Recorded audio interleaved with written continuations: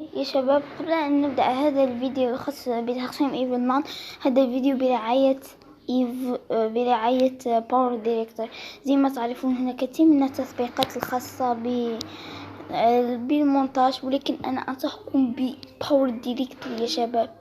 باور ديريكتور في الفترة الأخيرة سوى تحديث رهيب، وكما ترون أخيرا تمكنت من منافسة كين ماستر ووصلت ل100 مليون تحميل. فماذا تنتظرون؟ يجب أن تحملوا باور ديريكتور. سأضع لكم رابط تنزيل باور ديريكتور أسفل في الوصف، وسأضع لكم أيضا اسمها تحت الوصف. هيا وتتركون مع مقطع إيفل 2. معكم سامي كينج في فيديو جديد، واليوم سنعلمكم كيف تختمون لعبة إيفل 2. كما تعرفون لعبة إيفل 2 آخر لعبة خرجت من مطورين كبرانس، وهي لعبة جيدة أنصحكم أن تجربوها، ولكن بعض الناس لا يعرفون كيف يختموها. فاليوم سأعلمكم كيف تختموها بطريقة سهلة. أوكي، نبدأ اللعبة. طبعا هذا الشرح يكون في مود الجوست عشان إني شوية منوي في اللعب، لذلك لو كنت تريد أن تراني أختمها في الإيزي أو النورمال قول لي في التعليقات وأنا سأحاول. دقيقة يا شباب.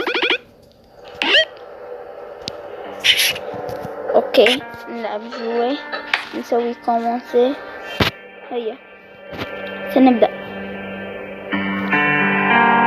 طبعا لو جاتكم الجزئية ما فهمتوها في شرحي فقط قولوا هذه، عشان أنني أشرح لكم بالتفصيل في فيديو قادم الخاص بإيزي ونورمال.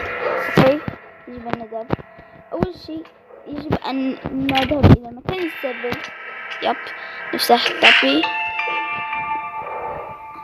يجب أن ننظر أوكي، لا تفتحوا هذا. أول شيء سنفتح المدرسة عشان هذه مهمة، لأن سنحتاج أغلب الأشياء سنحتاجها في مدرسة. أوكي، الآن شنو تسوون؟ تفتحون هذا الباب.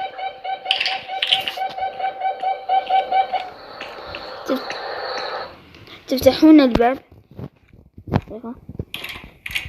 اوكي، بعدها تصعدون الى الفوق وتحاولون البحث عن مسطرة. هذه انظروها.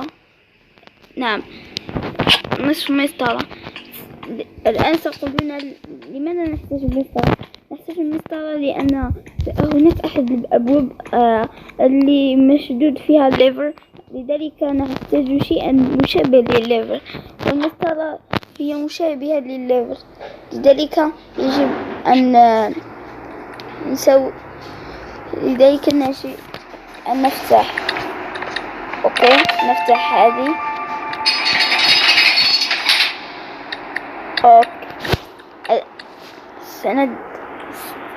الآن سنكون في المنزل الثاني لإيفل 9. الآن ماذا تحتاجون في هذا المنزل؟ تحتاجون فقط هذه العصا، لا اسمها الكروبار، تحتاجونها. سأقول لكم لماذا تحتاجونها، عشان تفتحون الباب الرابع والأخير. وبمناسبة هذه المقولة أريد أن أقول لكم يا شباب أن هناك تحديث رهيب لإيفل 9 سيخرج في 12 فبراير، فيجب أن تحضرون. إنه رائع. أوكي، لا ندخل إلى الباب بل سنذهب. الآن أخيرا سنفتح هذا الباب. أوكي، سنفتح نحط الليفر ونحن. الآن سأقول لكم ماذا نحتاج. أول شيء لم أريكم فوق هذا المنزل الذي يوجد في الباب التالي. فوقه يوجد الشيء نحتاجه. أوكي، أول شيء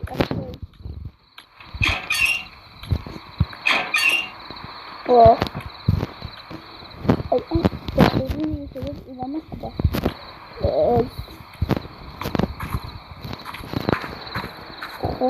أنا سأجد مقعد إلى مقعد يا شباب. تعرفون شيء نكسر به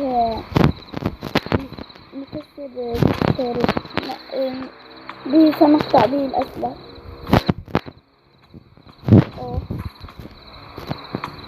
أظن غير موجود هنا يا شباب.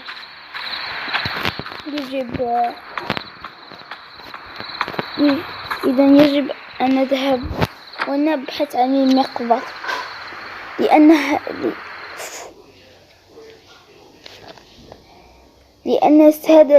هذا مهم، لأننا نحتاج البتري عشان نسوي التلسكوب الذي سينقذنا. دقيقة قبل أن أذهب سأرى هل يوجد السلك.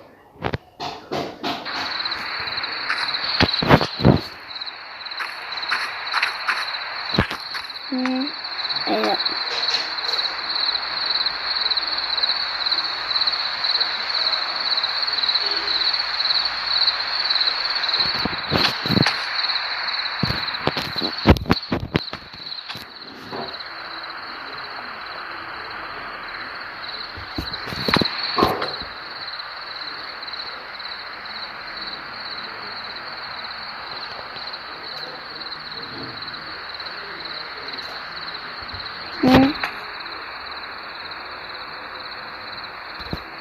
يا شباب لم نجد. إذا ما أجد هذا المقبض سأذهب وأخذ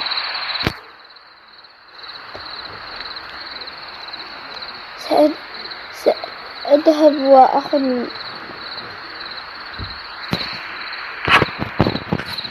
وأحفر أمل أن أجد المفتاح الأصفر. انظروا يا شباب، هنا يقول نحتاج لقطع الكابلات.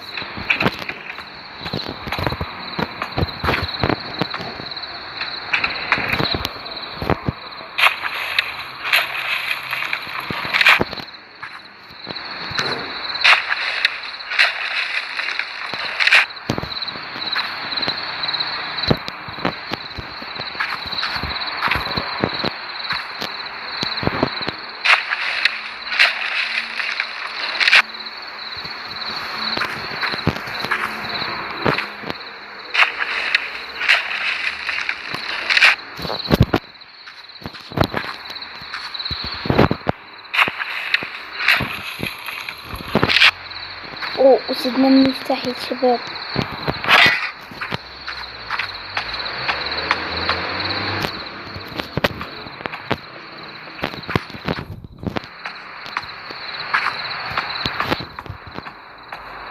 دقيقة يا شباب. وأيضا يجب أن تحصلون هذا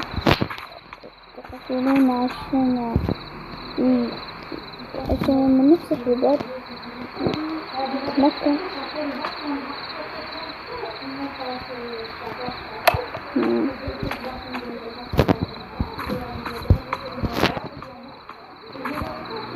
دقيقة يا شباب. وجدنا أخيرا قطع الأسلاك بعد مدة كنت أبحث عليه، حتى أنني سويت كثير من التحديات. أوكي، نقطع هذا، نأخذ الباتري. أنا سأقول لكم ليش نحتاج الباتري. نحتاجها عشان نصنع التلسكوب. التلسكوب مفيد جدا يا شباب. هو تقريبا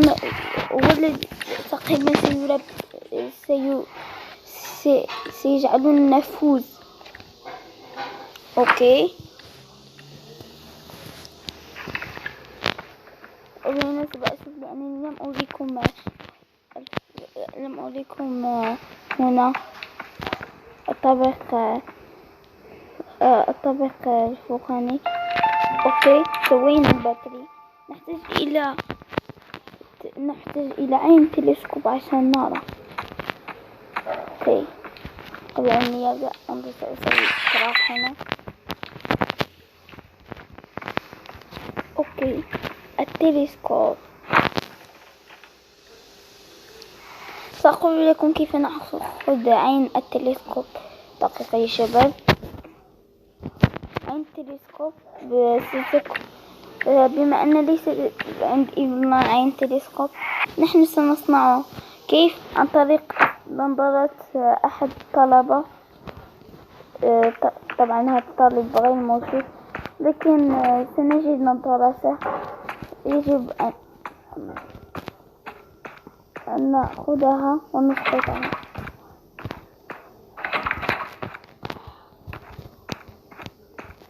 سيكون الأمر مرهقا، لذلك سأعود لكم عندما أحصل على النظارة. مرحبا، أتي لكم ووجدت النظارة. نختارها. انظروا، سويت. لدينا الآن عندي. نذهب سنعود إلى ننظر إلى البوابة الثالثة. شباب،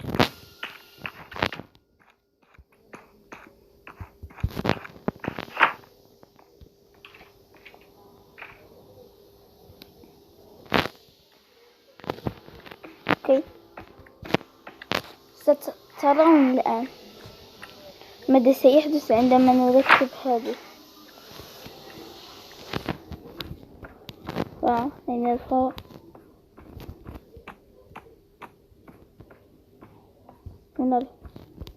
سنرى أول شيء. دعني أتركها. انظر، لما نسويه يقولون لا، لكن لما أركب هذه انظر ماذا سيقول. دقيقة أركبها. فيما ترون يمكننا الرؤية، لكن ستقولون ما المفيد يا سامي من هذه الرؤية؟ سأقول لكم ما المفيد. المفيد هو جهاز ستفوزنا هذه اللعبة. سأريكم كيف ذلك.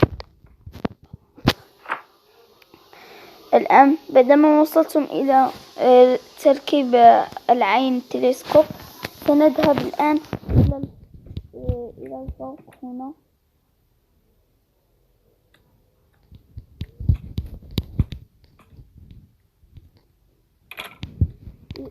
أقول لكم هنا في كود. هذا الكود يفيدكم كثيرا. تذكروا الكود بطبع يكون مختلف في كل جيم. لذلك إذا كان كودي هذا فربما يكون كودك هو كودي. المهم أتذكر الكود كان 52 و40. ممتاز. اوكي، نفتح بيبان. هذا الكود يفيدكم كثير. وكما ترون هناك صندوق. ماذا سنفعل به؟ هنا ستكتبون كود.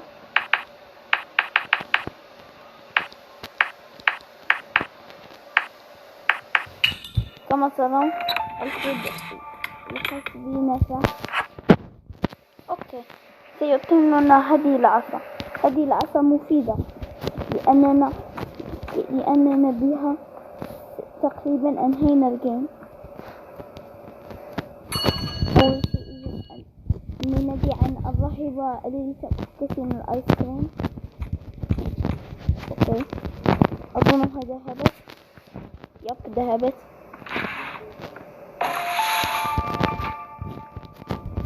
اوكي، أظنها لم تجد أحد.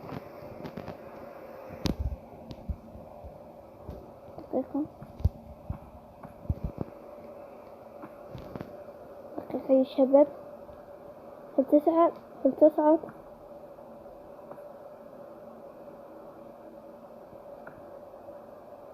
نعم تصعد. خليني أرى.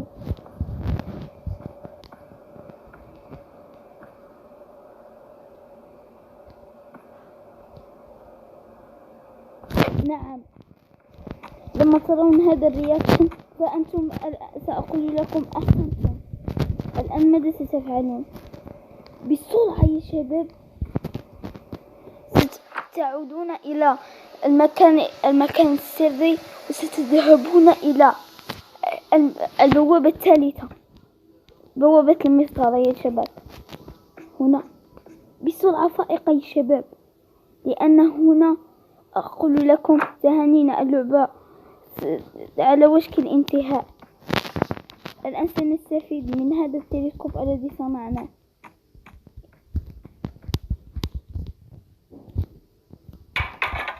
انظر، هذا سيد الآيس كريم.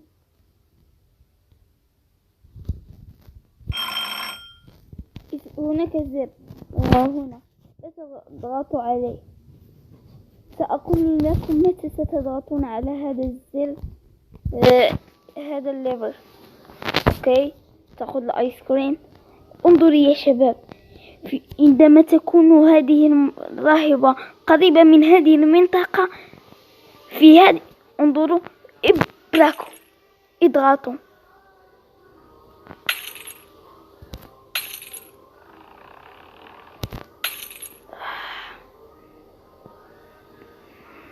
اوه لا يا شباب، لم ننجح. أقول لكم اوكي، لم ننجح يا شباب. ماذا سنفعل الآن؟ سأقول لكم يجب أن نعيد مرة أخرى، ليس أن نعيد اللعبة، لا، الآن هي جلبت آيس كريم آخر. سأقول لكم ماذا سنفعل. سنسوي آخر شيء كنا سويناه قبل أن نرى في التلسكوب. يب، سنضغط على الزر.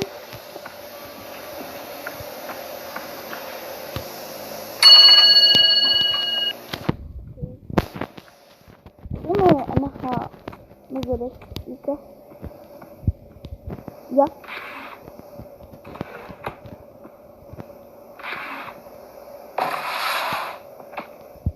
اوكي.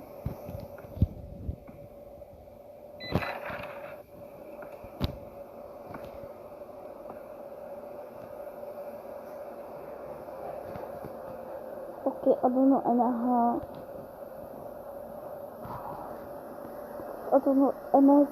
ستذهب الآن.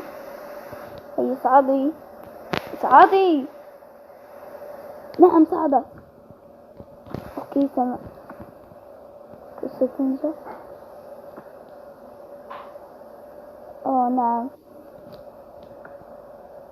نعم هيا يا شباب، هذه المرة سننجح. سننجح يا شباب، بإذن الله سننجح. طبعا هناك يوتيوبر سخروا عليكم لم يسخروا عليكم، لكن أعطاكم كثير من التحديات. أنا أعطيكم هذا الفيديو، كيف تختم إيفلان بأسهل طريقة ممكنة. يعني ليس من المفاتيح الكثيرة اللي صعبت عليكم، لا يا شباب، طريقة سهلة. اوكي، نرى في التلسكوب. نعم،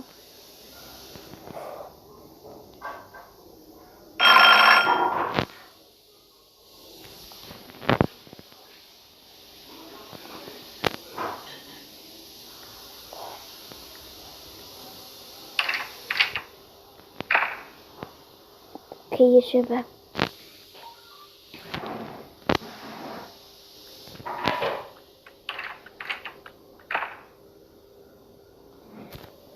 نعم يا شباب، نجحنا كما ترون يا شباب. نزلنا المفتاح.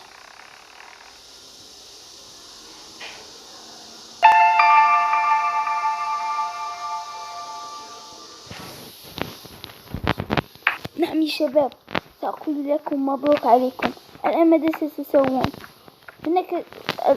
هناك فقط شيء سأقوله لكم. ستذهبون إلى منطقة الجردل.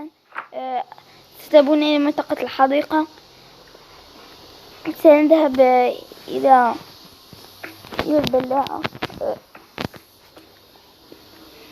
أظنها ينطق هكذا اسمها. سنذهب إلى البلاعة. أين هي البلاعة؟ أين هي البلاعة؟ وسأقول لكم مبروك. دقيقة.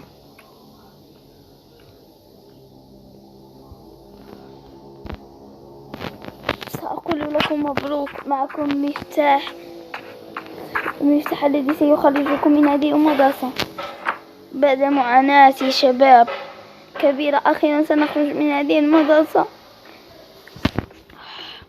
أوكي، سنصعد للفوق.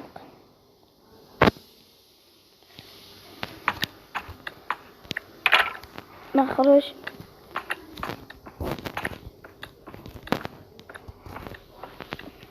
اوكي يا شباب، سنخرج.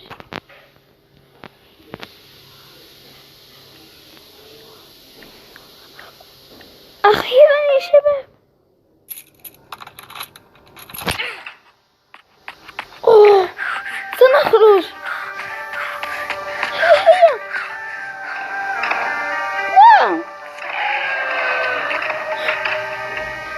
نعم نجحنا.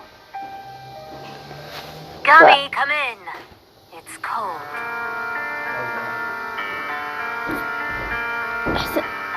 أحسنتم يا شباب.